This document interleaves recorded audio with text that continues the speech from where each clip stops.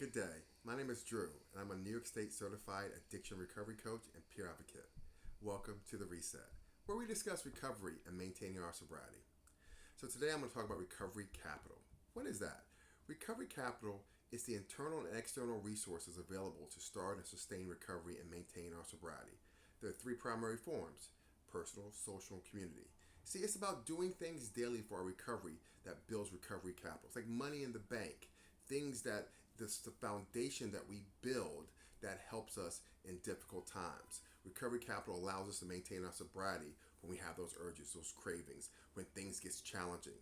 See, people who have been negatively affected by addiction can recover and have an amazing life, but this requires taking action, having faith in yourself, and trusting the process. So you have to believe that you can do it. You must have the self-confidence, even if you haven't been successful in the past, because this is a time that sobriety will stick. Sometimes from our addiction and past unsuccessful attempts to stay clean and or sober, our self-esteem takes a hit. We forget how amazing we are. I have a quote for you. Be loyal to your future, not your past. Greater self-esteem helps recovery, and doing esteemable things builds the self-esteem. Remember your strengths and who you are. See, in recovery, we want to bring out our best selves as we move forward. So doing esteemable things will help you build a better self-image of yourself. Volunteer. Do something daily without the expectation of anything in return. I want to talk about sober versus unsober behavior. See, we have to monitor for unsober attitudes and behaviors. Watch out for maladaptive coping skills. Don't dwell on the insanity of the past, but don't forget about it either so you won't repeat it. Accept that you are not the worst thing that you've done in recovery, in addiction, and move forward. Remember the pain of active addiction, how it made you feel to live that way, so that you will never want to return to active addiction. See, we want to focus on thoughts that will empower and motivate us in our recovery. Keep it moving.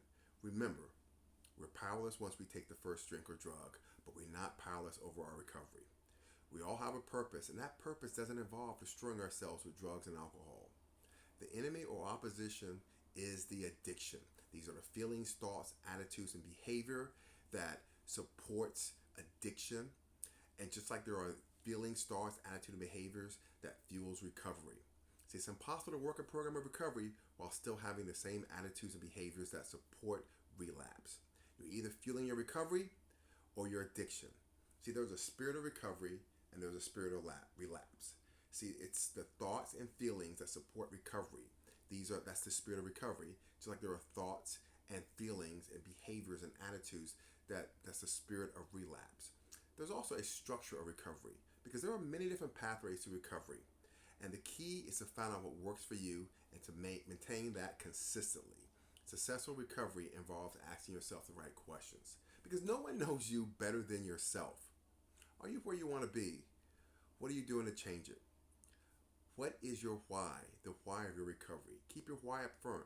Realize that if there is no change, then you're telling yourself that it's not important to you. Your thoughts matter. You can't solve a problem with the same thinking that got you in the problem. Guard your thoughts and stay vigilant. Be on guard for the unguarded moment. You have to believe that you can do it, and you can do it. See, we must all participate in our own rescue. No one's coming to save us, so we must save ourselves. We must take action, move forward each and every day. God bless you.